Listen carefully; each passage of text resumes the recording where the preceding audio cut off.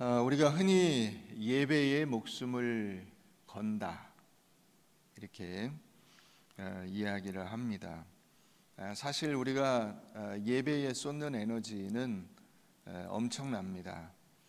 교회는 모든 것이 예배로 집중되게 되어 있고 그 예배를 드리는 것이 참으로 귀하고 아름다운 일임에는 틀림없습니다.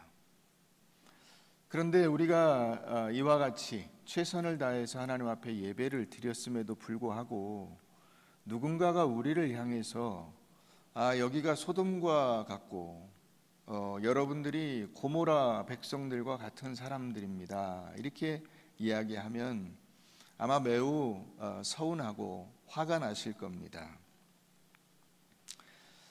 그런데 오늘 본문에 이 9절에도 보면 만군의 여호와께서 우리를 위하여 생존자를 조금 남겨두지 아니하셨더라면 우리가 소돔과 같고 고모라 같았을 것이다 그렇게 말하고 있고, 너희 소돔의 관원들아 여호와의 말씀을 들을지어다. 너희 고모라의 백성아 우리 하나님의 법에 귀를 기울일지어다 이렇게 소돔과 고모라를 언급하고 있습니다. 예레미야도 그 똑같은 이야기를 했어요. 이스라엘 백성들에게 여러분들은 소돔과 같은 그 소돔에 사는 백성들과 같고 고모라에 사는 백성들과 같습니다 이렇게 이야기를 했어요. 그래서 하나님이 이제 곧 심판하실 겁니다. 그 이야기를 듣고 이스라엘 사람들이 예레미야를 돌로 쳐 죽이려고 했습니다.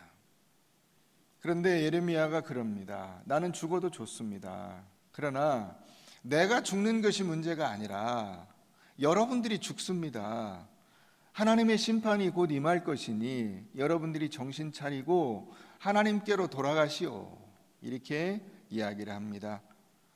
그 이야기를 듣고 그 예레미야 당시 그 사람들이 마음을 돌이킵니다. 그래서 예레미야를 죽이지 않고 자기 집으로 돌아가는 장면이 나와요. 그 예레미야 26장에 나옵니다. 이 구약 성경에 보면 창세기에 두 번의 심판이 나오는데 한 번은 노아의 홍수이고 한 번은 이 소돔과 고모라의 멸망입니다. 이 두 심판의 차이가 있다면 하나는 우주적인 심판이고 소돔과 고모라는 한 도시에 대한 심판이에요. 공통점은 둘 다 죄 때문에 망했다는 것입니다. 죄로 인해서 멸망을 당하게 됩니다. 그런데 이 소돔과 고모라의 멸망은 우리가 얼핏 보는 바와 같이 성적인 타락 때문에 그렇게 된 것이 아닙니다. 그것은 여러 가지 표면적인 한 증상 가운데 하나였을 뿐이에요. 여러분, 오늘날 지금 우리가 그와 같은 문제를 맞닥뜨리고 있지 않습니까? 곳곳에서 동성애가 아무 문제가 없는 듯이 그렇게 퍼져가고 있습니다. 그런데 그것은 우리 사회의 그 한 단면을 보여주는 것일 뿐이지 그것 자체가 무슨 큰 문제가 돼서 그것 자체로 인해서 더 썩었다라고 말할 것이 없어요. 창세기 19장 13절에 보면은 이런 말씀이 있습니다. 그들에 대하여 부르짖음이 여호와 앞에 크므로 여호와께서 우리로 이곳을 멸하러 보내셨다. 그 롯을 찾아온 그 천사들이 롯에게 이런 얘기를 하는 거예요. 이 성읍에 대하여, 이 성읍 사람들에 대하여 그 성읍에 사는 수많은 사람들과 이 주변에 있는 사람들이 하나님 앞에 얼마나 부르짖었는지 하나님께서 그 부르짖음을 들으시고 이 성을 멸하라고 우리를 보내신 겁니다. 이렇게 말하고 있는 것이죠. 그러니까 도시 전체가 이미 불의와 불법과 폭력으로 억울한 일들이 너무나 많은 것입니다.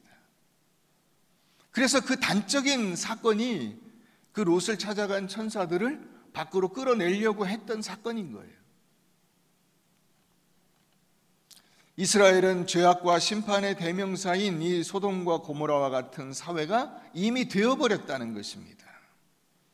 그래서 9절에 만약에 여호와께서 생존자를 좀 남겨두시지 않았더라면 우리는 마치 소돔처럼 고모라처럼 멸망당하고 말았을 겁니다 라고 말하고 있는 것이고, 10절에 너희 그 소돔의 관원들아, 그 지도자들이나 공무원들이 이미 소돔의 공무원들처럼 다 자기 욕심을 따라 행하고 뇌물을 받고 일을 굽게 하고 재판이 굽고 또 모든 일들이 제대로 시행되지 않고 있다는 거예요. 백성들도 똑같이 고모라의 백성들처럼 하나님의 말씀은 온데간데 없고, 이 사람들이 하나님의 통치와 하나님의 그 인도함을 받아야 될 사람들임에도 불구하고 말씀과 상관없이 살아가고 있는 것입니다. 이 말씀을 사도 바울이 인용하고 있습니다. 여기다 줄을 껴놓고 로마서 9장을 우리가 한번 가보십시다. 로마서 9장 말씀입니다. 30절부터 한번 볼까요?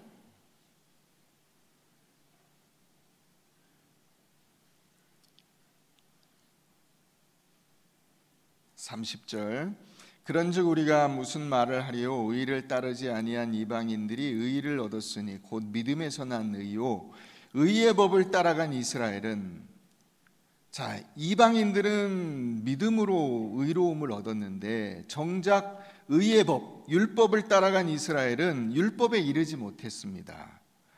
어찌 그러하냐? 이는 그들이 믿음을 의지하지 않고 행위를 의지함이라. 부딪힐 돌에 부딪혔느니라. 기록된 바 보라, 내가 걸림돌과 거치는 바위를 시온에 두노니 그를 믿는 자는 부끄러움을 당하지 아니하리라 함과 같으니라 하는 말씀이 있어요. 그러니까 이스라엘 백성들이 정작 믿음으로 살아야 될 백성들인데, 이방인들은 믿음으로 사는데 이스라엘 사람들은 율법으로 살아요. 율법이라는 것은 자기의거든요. 자기 공로예요. 이런 외적인 것을 따라 살아간다는 것입니다. 내가 몇 년을 믿었다, 내 직분이 뭐다, 내가 뭐 목사다, 장로다, 권사다, 집사다, 뭐 이런 거예요. 아, 우리 집은 3대가 믿음의 가정이다. 이게 자연스러운 신앙의 과정을 통해서 저절로 쌓이는 것이어야 하는데, 우리가 정작 이것 자체가 목표가 되어버려서 그 외적인 포장지로 내 믿음으로 주님 앞에 나아가는 과정을 대체하려고 하면 안 된다는 것이죠. 그렇게 됐기 때문에 소돔과 고모라가 멸망당한 것이다 하는 겁니다. 29절 가보세요. 그 앞에 29절 다 같이 한번 읽어보겠습니다. 시작.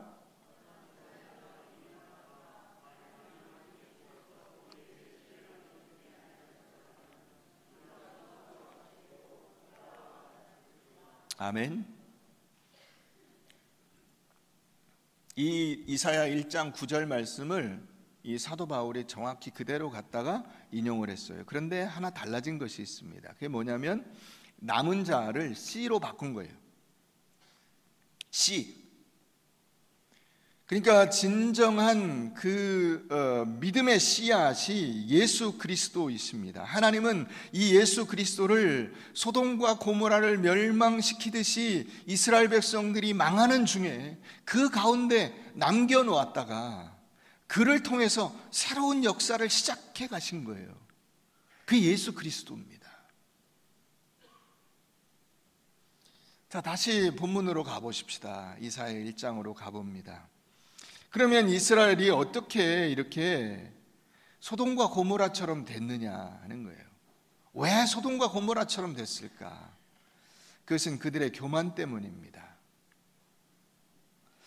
우리가 1장에 보면 1절에 보면 유다 왕 우시야와 요담과 아하스와 히스기야 시대의 아모스의 아들 이사야. 여기 나오는 이 아모스는 그 선지자 아모스 아닙니다. 이 아모스의 아들 이사야가 활약을 했어요. 이때가 언제쯤이냐면 기원전 740년경쯤 됩니다. 그래서 기원전 700년까지 약 한 40년 정도를 이 이사야가 이 왕들하고 같이 사역을 했습니다. 그런데 그 첫 번째 나오는 이 우시야라고 하는 왕과 히스기야라고 하는 왕이 이 이사야에서 중요한 인물 중에 하나이죠. 우시야 왕 때 6장에 보면은 우시야 왕이 죽던 해 이사야가 부름을 받습니다. 우시야 왕이 교만했어요. 이 열왕기서나 혹은 역대서를 보면은 우시야 왕은 전체적으로는 괜찮은 왕이에요. 말씀대로 살려고 나름대로 애를 쓴 왕이에요. 그러나 그는 교만해서 실패한 인생을 살았어요. 왜냐? 그때 국제 정세가 이 이스라엘 백성들에게 유리하게 돌아가서 외적의 침입, 즉 주변에 있는 강대국들의 침입이 없었기 때문에 이 우시야 때 부국 강병의 나라를 이루었습니다. 그런데 우시야는 생각할 때 자기가 잘해서 그런 줄로만 생각한 거예요. 그래서 교만했어요.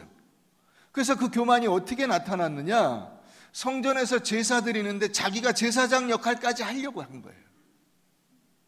그러다가 하나님께서 이 우시야를 치셔서 문둥병에 걸려버립니다.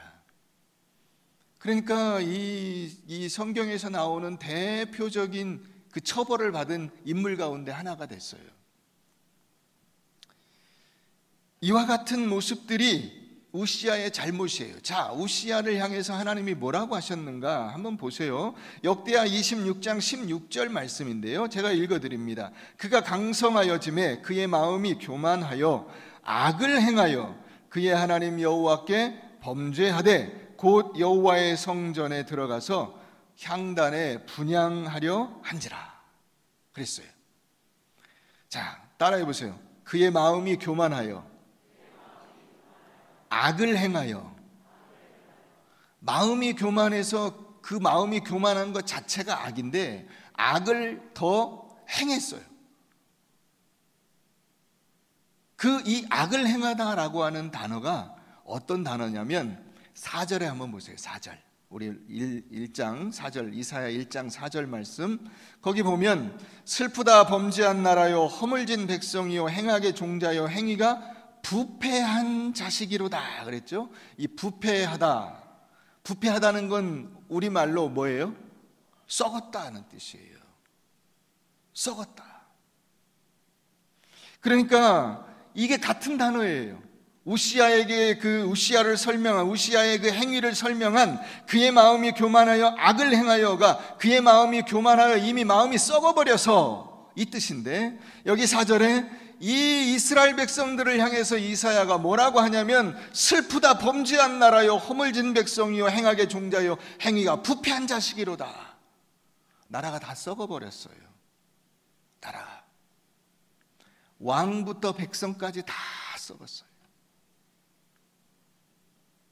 어디 한 군데 성 한 대를 찾아볼 수가 없어요. 그래서 하나님께서 이들을 향해서 소돔과 고모라와 같다라고 말을 하는 것입니다. 이게 왕만 썩은 것이 아니라 백성만 썩은 것이 아니라 다 썩었어요. 그래서 여러분 21절 가보세요. 21절. 신실하던 성읍이 어찌하여 창기가 되었는고 정의가 거기 충만하였고 공의가 그 가운데 거하였더니 이제는 살인자들 뿐 없다. 살인자들밖에 없다. 이렇게 말하고 있어요. 여기 신실하던, 이 신실하다라고 하는 단어는 이 서로 배우자가 그 상대방 배우자에게 아주 신실하고 정절을 지키고 깨끗하게 사는 거예요.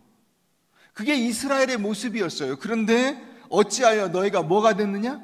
창녀가 됐느냐?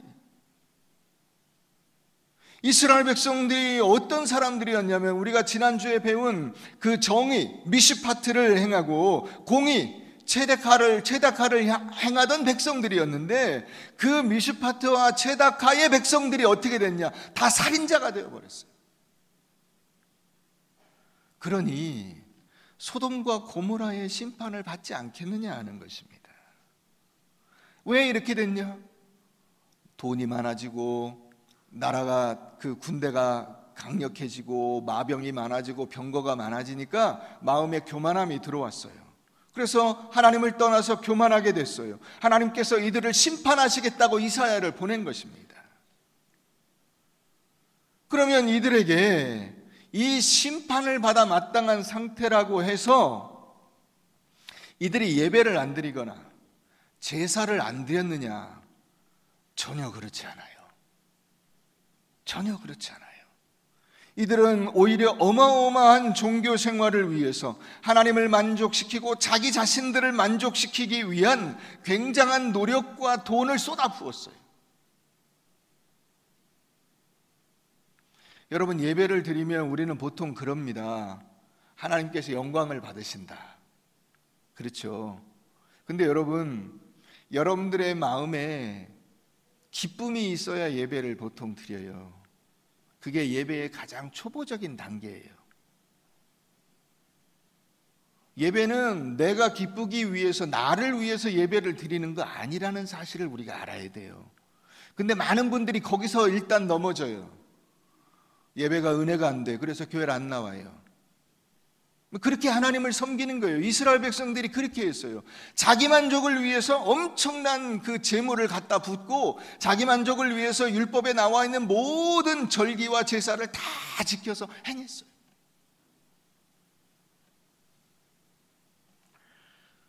여러분, 근데 하나님이 뭐라고 하시나 한번 보세요. 11절 한번 가보겠습니다. 11절 다 같이 한번 읽어볼까요? 11절 시작.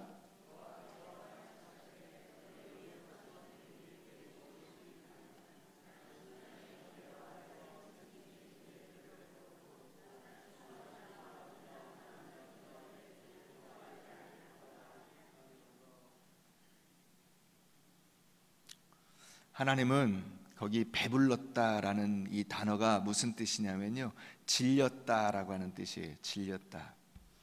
지난주에 제가 이제 어떤 분 신방을 했는데 그 남편이 그 카레를 안 좋아한대요. 그래서 카레를 안 먹는답니다.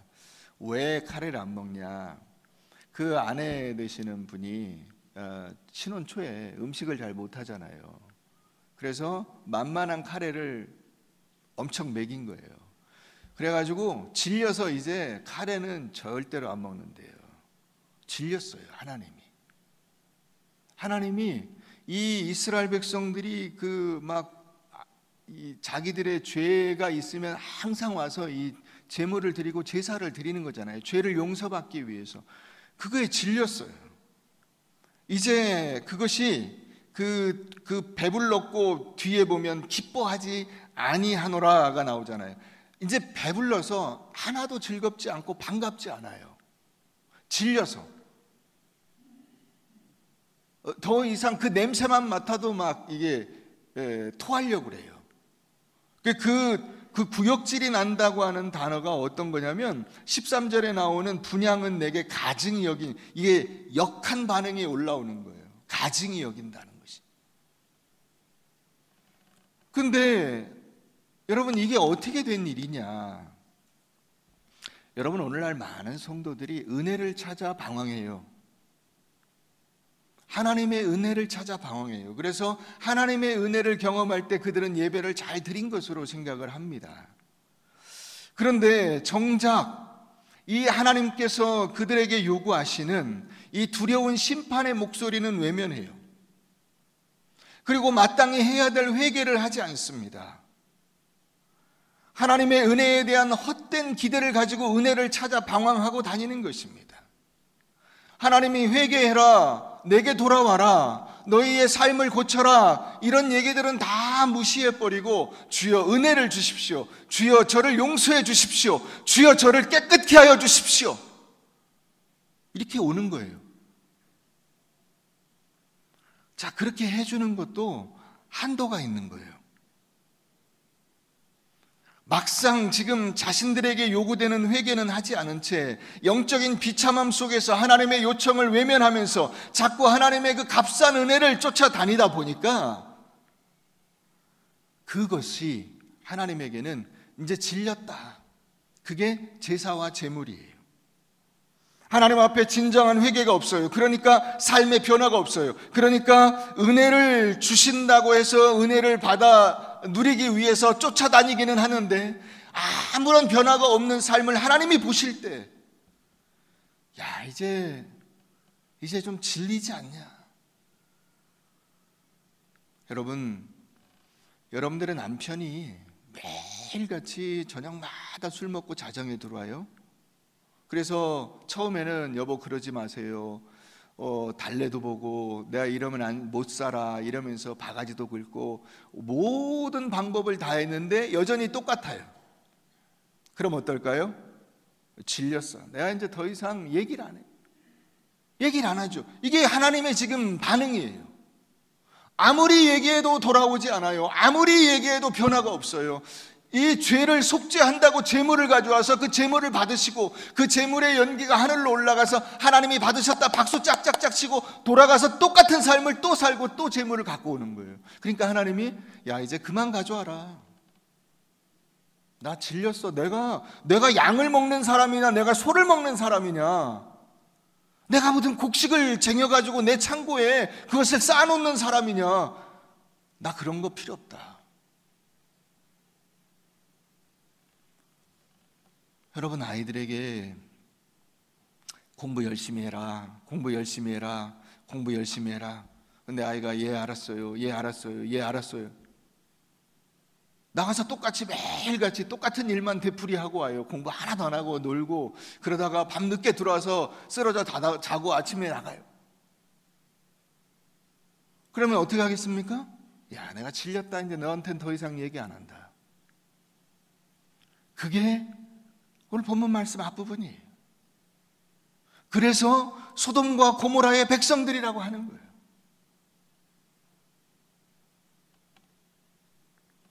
여러분 예배가 내 삶을 그리스도인으로 만들어주는 것이 아닙니다. 잘 아셔야 돼요. 예배와 상관없는 삶을 살고 와서 예배를 드리면서 이 예배가 내 삶을 정당하게 해준다고 해서는 안 된다는 것입니다. 그건 아무 의미가 없다는 거예요. 내 삶에 아무런 변화가 없는데 똑같이 예배를 드리고 야 예배 은혜 받았어요. 예배 은혜 받았으면 가서 변화돼야 되잖아요. 하다못해 말 한마디라도 바뀌어야 되잖아요. 삶이 하나라도 바뀌어야 되잖아요. 아무런 변화가 없어요. 똑같이 와서 똑같이 예배를 드리고 똑같이 돌아가서 자기의 삶에는 그대로. 그래서 하나님이 야 이미 내가 배불렀다. 친구라는 영화의 그 장동건이 한 대로 고마해라 많이 묵었다 아이가. 야 이런 예배 그만 드려라. 내가 이런 거 받으려고 너희를 부른 거 아니다, 이 뜻이에요.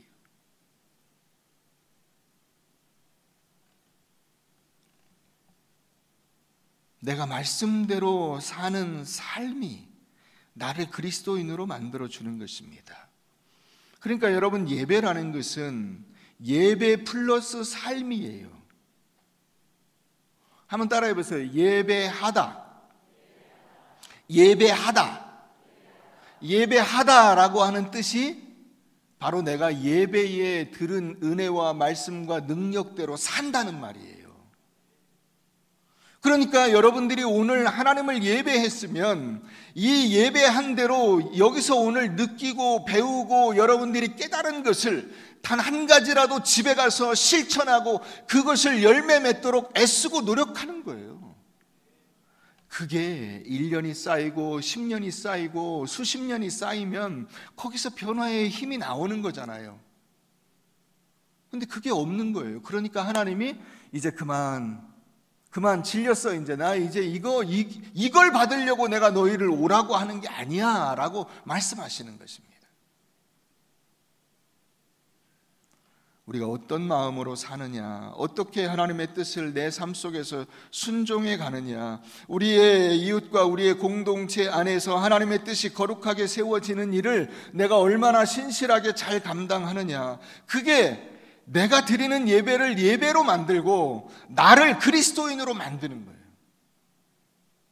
내가 그리스도인이라고 하는 것은 바로 그것을 의미하는 것입니다. 예배 드리는 사람이 그리스도인이 아니고 예배에 걸맞는 삶을 사는 사람이에요.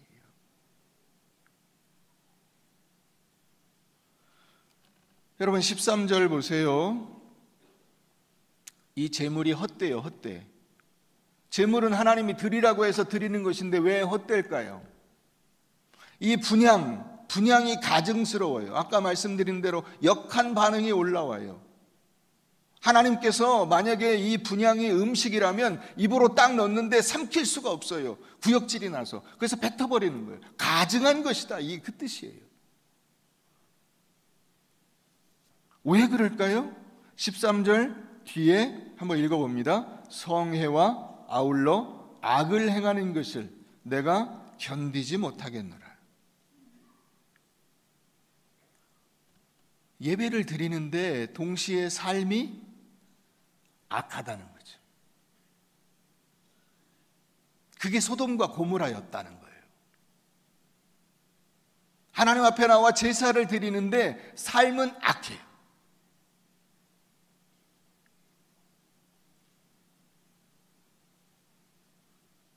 그게 지난주에 우리가 나눈 들포도예요. 먹을 수 없는 포도. 이스라엘이 행한 이 악 때문에 어떻게 되느냐? 제사가 제사답지 못하게 돼버렸어요. 오염돼 버렸어요. 자, 이 예배와 삶이 세트예요.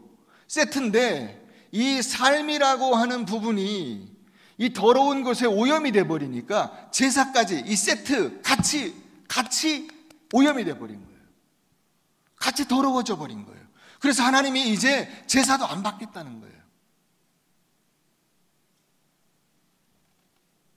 너희의 삶의 악 때문에 제사도 오염됐다는 것입니다. 그 제물이 헛된 것이 돼버리고 분향이 가증한 것이 돼버린 거예요.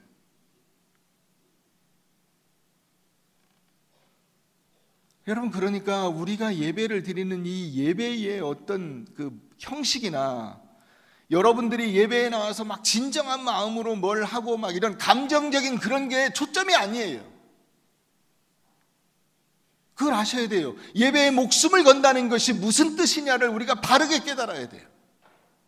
예배에 목숨을 건다는 것은 내가 이 예배에다가 나의 모든 감정과 물질을 다 쏟아부어서 여기서 모든 걸 끝내버리고 집에 가서는 전에 살던 대로 똑같이 사는 게 아니고, 마치 예배에 목숨을 거는 것처럼 예배를 드렸으면 네 삶에 들어가서도 삶에 목숨을 걸고, 왜? 그렇게 못 살면 소돔과 고모라 같이 멸망당할 것이니까. 그렇게 살아야 된다는 거예요.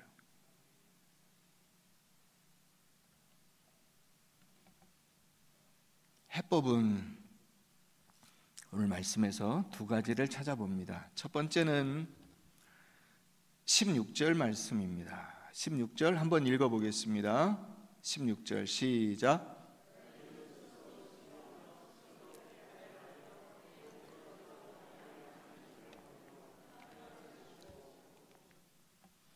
스스로 씻으며 스스로 깨끗하게 하다는 같은 말이에요.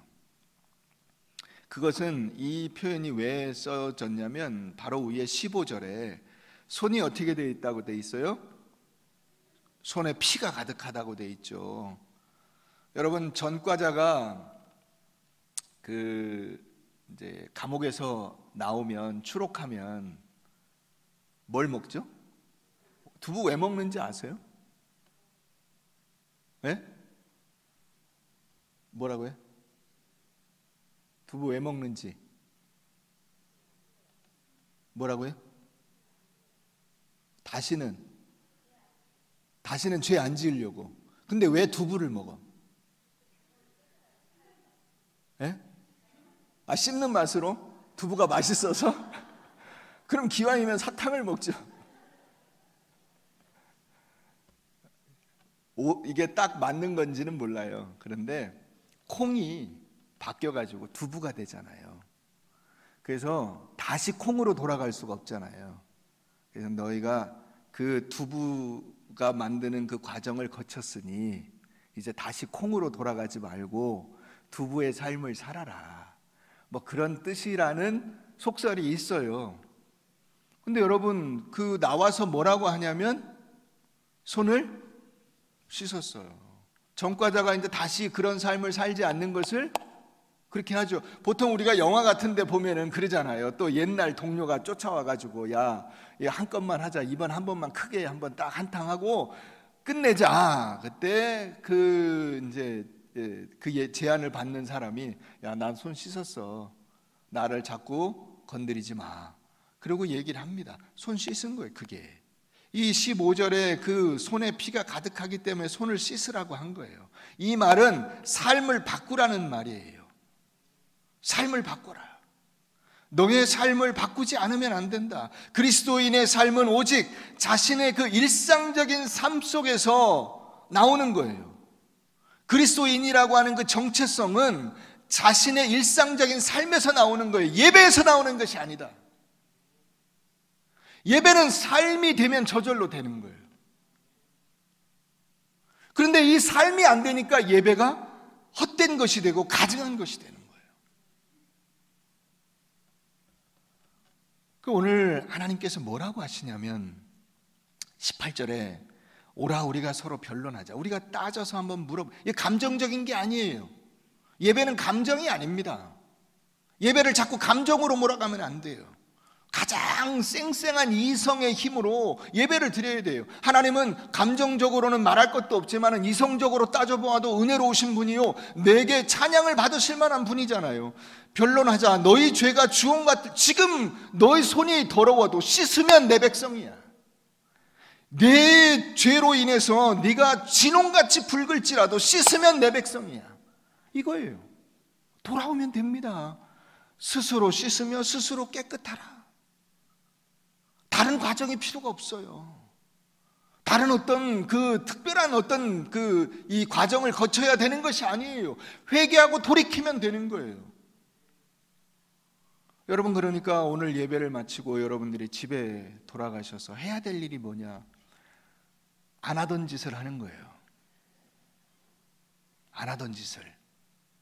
그러면 옆에서 비아냥거릴 수도 있어요. 아이고 이제 죽을 때가 가까웠구만. 이 양반이 바뀌는 것을 보니까. 그래, 그러면 그때 얘기하세요. 난 지금 죽어도 여한이 없다. 나는 하나님의 은혜를 받은 사람이다. 내가 하나님께 예배를 한 사람이다.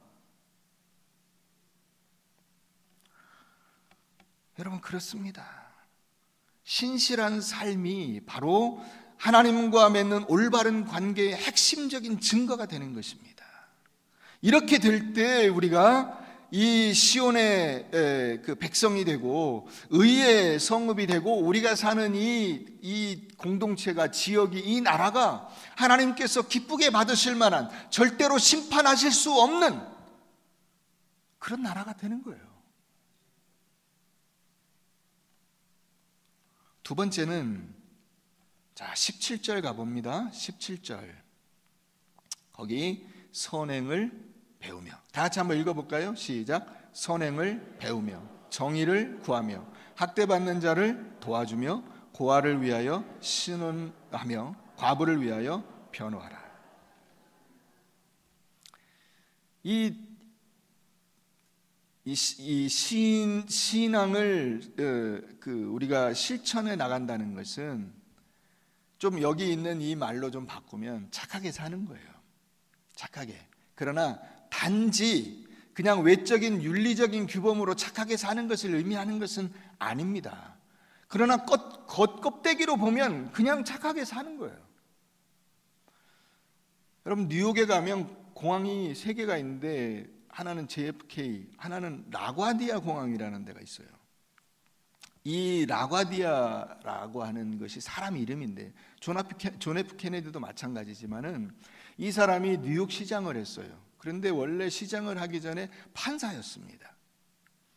하루는 이 사람에 관한 일화가 많이 있는데, 하루는 어떤 그 노인이 너무 가난하고 돈이 없어서 배고프니까 이 길가 빵집에 있는 그 빵을 훔쳐 먹었어요. 그래서 이제 잡혀왔습니다. 이 판사가, 라과디아 판사가 그걸 듣고 판결을 내렸어요. 벌금 10불. 그게 이제 아주 옛날 얘기니까 굉장히 큰 돈이에요. 그런데 사람들이 이제 그 얘기를 듣고, 아니 뭐 돈 한 푼이 없어가지고 그 몇 센트 하는 빵도 훔쳐먹는 사람한테 벌금 10불 하고 내리면은 이 사람이 결국 감옥 가는 것밖에 없잖아요. 대신 몸으로 때워야 되잖아. 뒤에서 이제 웅성웅성 했어요. 판결을 딱 내리고 나서 이 판사가 일어나서 자기 주머니에서 지갑에서 10불을 딱 꺼내가지고 이 사람한테 주면서, 그랬대요. 내가 나만 배부르게 먹고 산 죄에 대한 벌금입니다. 여러분, 세상이 갈수록 각박해지잖아요. 근데 왜 각박해질까? 그것은 오늘 그리스도인들이 착하게 사는 법을 몰라요. 착하게 산다는 것이 무엇인지, 그리스도인이라고 하는 것이 무엇인지 전혀 배우지 못했어요. 예레미야 4장 22절 말씀 제가 읽어드립니다. 내 백성은 나를 알지 못하는 어리석은 자요, 지각이 없는 미련한 자식이라. 악을 행하기에는 지각이 있으나 선을 행하기에는 무지하도다. 범죄하는 데는 머리가 기가 막히게 잘 돌아가는데 착한 일을 못해요. 착한 일은 할 줄을 몰라. 착한 일에는 마음이 없어요.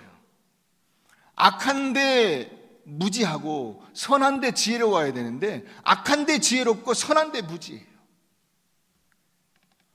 여러분, 이것에 대해서 예수님께서 하신 말씀이 있어요. 마태복음 11장 28절부터 30절 말씀입니다. 수고하고 무거운 짐진 자들아 다 내게로 오라. 내가 너희를 쉬게 하리라. 나는 마음이 온유하고 겸손하니 나의 멍에를 메고 내게 배우라. 내게 배우라. 그리하면 너희 마음이 쉼을 얻으리니 이는 내 멍에는 쉽고 내 짐은 가벼움이라. 여기 여러분, 이 배움이라는 것이 무엇이냐? 배움은 바로 예수님을 만나고 예수님을 통해서 내 인생의 의미를 깨닫는 거예요. 예수님과의 인격적인 만남이라고 할 수 있습니다. 여러분들이 결혼해서 배우자와 만났어요. 그 배우자와 만나서 배우자와 사는 그 과정이 인생을 배우는 과정이에요. 그 삶 전체가 죽을 때까지 배우는 거예요. 자녀를 키우는 그 과정이 자녀와의 인격적인 교류를 통해서 죽을 때까지 배워가는 거예요. 배움이 어느 시점에서 끝나는 게 아닙니다. 우리는 죽을 때까지 계속 깨달아요. 아, 인생이 영원하지 않구나. 사람이 영원하지 않구나. 사람은 변하는구나. 와이프도 변하는구나. 남편도 변하는구나. 배가 나왔구나. 이게 아재 개그입니다. 깨달아가는 거잖아요. 만남을 통해서 깨달아가는 거예요. 이게 배움이에요. 이 배움을 하나님과 갖는 거예요. 그 배움이 없이는 우리의 삶은 전혀 변하지 않아요. 왜요? 예배에만 집중하니까, 여기 예배당에서만 잘 사니까요. 여러분들이 예배당에서 그 보여주는 모습이 이게 여러분들의 최선의 모습이잖아요. 우리가 종종 착각합니다. 우리의 삶 속에서도 그와 같은 모습을 보여주리라. 이게 우리가 안 되는 부분이잖아요. 그걸 만들어가는 거예요. 그게 안 되면 예배가 오염돼 버리는 거예요. 내 삶의 변화가 예배당에서 행사하는 것처럼, 예배당에서 다른 사람들을 만나는 것처럼, 예배당에서 신사적인 것처럼, 예배당에서 웃는 것처럼 그렇게 내 삶에서 웃음을 보여주고 변화를 보여주고 아름다운 모습을 보여주지 못한 채로 예배당에 나오는 것이 예배를 오염시키는 거예요. 그래서 그걸 그만하라는 것입니다, 오늘.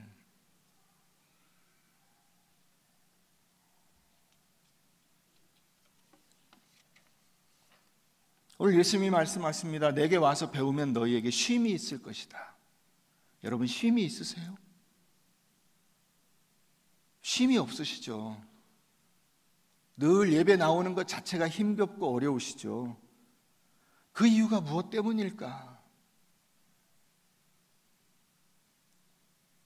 왜 이렇게 마음이 늘 이렇게 쫓기는 듯이 힘들고 어렵고 예배를 드리기가 어려울까? 왜 그럴까요? 여기서 여러분들이 껍데기로 자꾸 여러분들의 안에 이게 썩어 있는데 껍데기로 이걸 포장하려고 하니까 안 되는 거예요. 냄새가 새어 나오는 거예요. 락앤락으로 여러분들의 삶을 싸도 냄새가 새어 나오는 거예요. 해결이 안 돼요.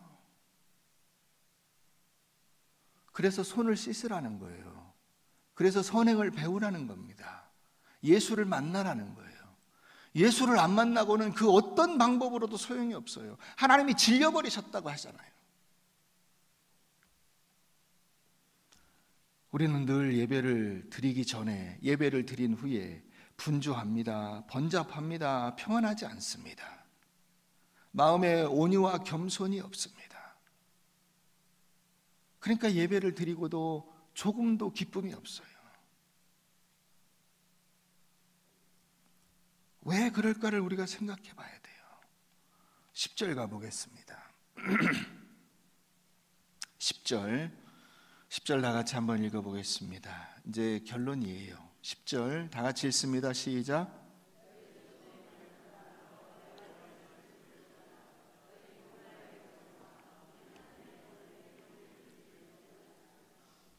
여기 듣다 귀를 기울이다가 어떤 뜻이냐면, 여러분들이 여러분들의 남편이나 아내나 혹은 아이들에게 하는 말 그대로예요. 야, 말 좀 들어. 여보, 내 말을 들어. 내 말을 듣는다는 것은 뭐죠? 소리를 듣는 게 아니고 순종하는 삶을, 내 말대로 따라오는 삶을 살으라는 거잖아요. 그거예요. 지금 하나님이 우리에게 요구하시는 것이 그거예요. 너희 소돔의 관원들아, 여호와의 말씀대로 살아라. 너희 고모라의 백성들아, 우리 하나님의 법대로 살아라. 그러면 된다. 그러면 모든 심판은 그냥 없는 것이 돼버린다.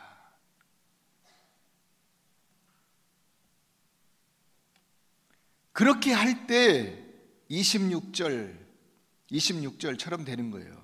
내가 내 재판관들을 처음과 같이, 내 모사들을 본래와 같이 회복시켜 주실 것이고, 그리한 후에야 내가 의의 성읍이라 신실한 고울이라 불리리라. 여러분, 저는 우리 꿈과 사랑의 교회가 있는 이 지역이 정말 의의 성읍이 되고 신실한 고울이 되었으면 좋겠어요. 이게 무엇 때문입니까? 바로 그와 같은 삶을 사는 백성들 때문이에요. 외적인 거리가 뭐 이렇게 돼서가 아니고 그 백성들 때문에, 오늘 우리들 때문에 이 지역이 거룩해져야 되지 않겠어요?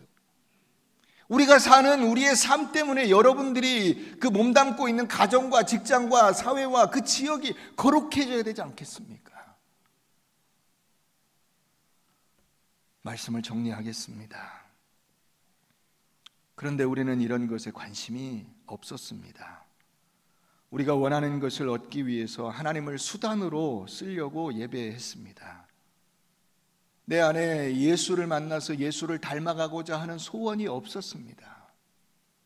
여러분, 그 소원을 가지셔야 돼요. 이제 하나님을 수단으로 쓰지 말고 관계의 목적으로 삼으세요. 그럴 때 여러분들 안에 사랑과 용서와 이해와 순종과 오래 참음과 자비와 때로는 죽음과 부활의 열매도 맺게 될 것입니다. 내 소원을 위해서 만족시키는 그런 삶을 살면 아무런 열매가 없이 하나님을 질리게 할 수밖에 없지만은, 우리가 하나님이 기대하시는 그 열매를 위해서 싸울 때 나 스스로와 싸우는 거죠. 나 자신과 싸우는 거예요. 하나님의 말씀과 싸우는 거예요. 그럴 때 여러분들에게 참된 쉼과 평안과 기쁨, 예배가 그것의 그 집합체잖아요. 여러분들의 마음속에 기쁨과 감사가 넘칠 때 비로소 예배가 되는 거예요. 그 예배를 하나님이 받으시는 거예요. 여러분, 그 예배를 향해서 가십시다.